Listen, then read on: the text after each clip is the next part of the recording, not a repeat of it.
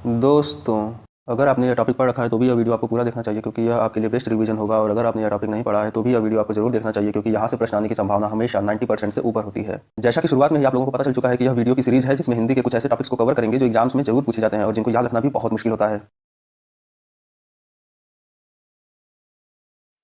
जय हिंद दोस्तों, मैं हूं श्री और स्वागत है आप सभी का हमारे YouTube channel the viewers choice में।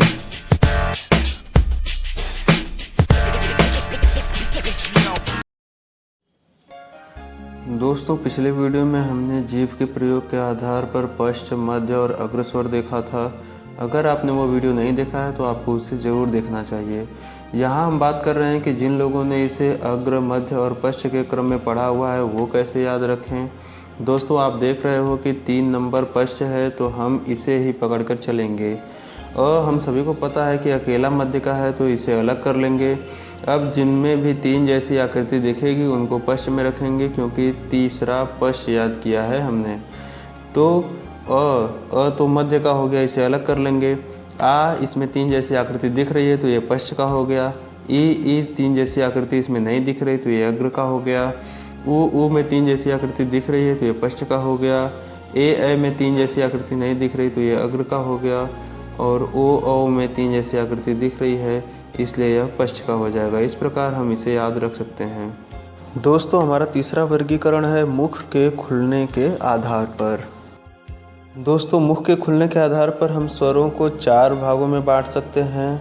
पहला है विवृत यानी कि ओपन, दूसरा समृत यानी कि क्लोज, अर्ध समृत यानी कि हाफ क्लोज और अर्ध विवृत यानी कि हाफ ओपन। दोस्तों, हमको इन चारों को इसी क्रम में याद रखना है। दोस्तों, विवृत यानी कि ओपन वाले में सिर्फ एक ही स्वर आता है, वो है आ। समृत यानी कि क्लोज वाले में 4 आते हैं, ई उ। और अर्ध समृत यानी कि हाफ क्लोज वाले में 2 आते हैं, ए और ओ। और अर्ध विवृत यानी कि हाफ ओपन वाले में 3 आते हैं, अ, ए और औ। दोस्तों, अब बात आती है कि इनको याद कैसे रखें। तो इनको याद रखना बहुत ही आसान है।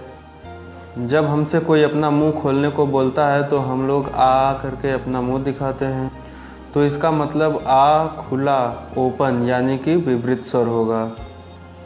दोस्तों, जब कोई हमें अपने दांत दिखाने को बोलता है तो हम ई करते हैं, जिसमें हमारे ऊपर नीचे के दांत सटे होते हैं और मुंह भी बंद होता है। इसी तरह जब ऊ बोलते हैं तब भी हमारे होठ बंद होते हैं, बस थोड़ी सी जगह हवा बाहर निकलने के लिए होती है। तो इस प्रकार ई ऊ ये चारों बंद, क्लोज यानी कि समृत स्वर होंगे। दोस्तों, अब बच गए ए ओ औ। तो ये अर्ध समृत और अर्ध विवृत के क्रम में होते ही हैं।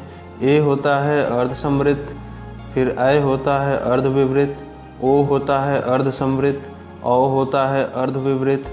और चूंकि हमने अ की बात शुरू में नहीं की थी तो इसको अंत में रख देंगे, यानी कि अ भी हमारा हो जाएगा अर्ध विवृत। दोस्तों, अब हमारा चौथा वर्गीकरण है होठों की स्थिति के आधार पर। दोस्तों, होठों की स्थिति के आधार पर स्वर 2 प्रकार के होते हैं, वृत्तमुखी और अवृत्तमुखी। वृत्तमुखी यानी कि जिनको बोलने पर हमारा मुंह गोलाकार हो जाए, और अवृत्तमुखी का मतलब जिनको बोलने पर मुंह गोलाकार ना हो।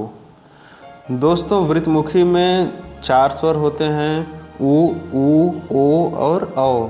और अवृत्तमुखी में अ, आ, ई, ए, ये 6 स्वर होते हैं। दोस्तों, कहीं कहीं आ के ऊपर चंद्राकार भी देखा जाता है, उसको औ कहते हैं, मतलब उसको लगभग औ जैसा होता है, इसलिए उसको भी वृत्तमुखी में ही रखा जाता है। दोस्तों, अब बात आती है कि इनको याद कैसे रखें। तो इनको याद रखना बहुत ही आसान है। ऊ ओ औ ही ऐसे हैं जिनको बोलने पर हमारा मुंह गोलाकार हो जाता है, तो इनको याद रख लेंगे। ऊ ओ औ ये वृत्तमुखी हैं, बाकी जितने बच गए सब अवृत्तमुखी हैं।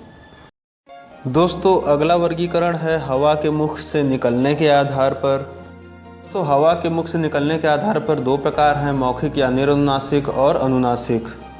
दोस्तों इस वर्गीकरण का आधार ये है कि जब हम बोल रहे हैं तो हवा सिर्फ हमारे मुख से ही आ रही है या नाक से भी आ रही है। अगर सिर्फ मुख से आ रही है तो मौखिक या निरनुनासिक हो जाएगा, और अगर नाक से भी आ रही है तो अनुनासिक हो जाएगा।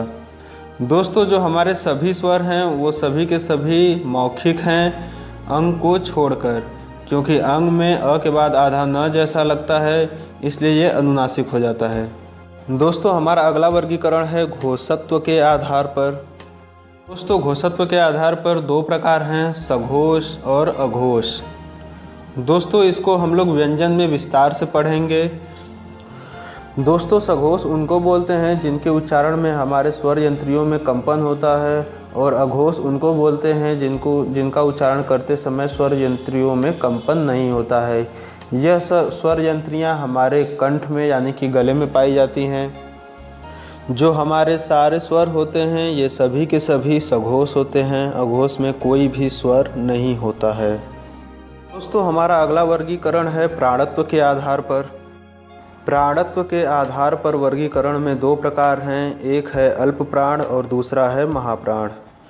दोस्तों जिन वर्णों के उच्चारण में मुख से कम हवा निकले उन्हें अल्प प्राण, और जिनके उच्चारण में मुख से ज़्यादा हवा निकले उन्हें महाप्राण कहा जाता है। हमारे जो सभी स्वर हैं वो सभी अल्प प्राण होते हैं, महाप्राण में कोई भी स्वर नहीं होता है। चूँकि हम यहाँ रखने की बात बिल्कुल नहीं कर रहे हैं तो वीडियो को जानबूझकर छोटा रखा गया है ताकि इसे आसानी से जरूरत पड़ने पर रिवाइज किया जा सके। दोस्तों आज के हमारे इस वीडियो में बस इतना ही। हमसे जुड़े रहने के लिए सब्सक्राइब करें हमारे इस चैनल को और बेल आइकन में ऑल को सेलेक्ट करें ताकि हमारे क्वालिटी वीडियोस की नोटिफिकेशंस आपको मिलती रहें। साथ ही वीडियो को लाइक या डिसलाइक करके अपनी पसंद या नापसंद हमें बताएं, और कमेंट सेक्शन में इस वीडियो पर अपनी राय और आने वाले वीडियोज़ के लिए अपनी कीमती सुझाव हमसे साझा करें। मिलते हैं हमारे अगले वीडियो में। जय हिंद, वंदे मातरम।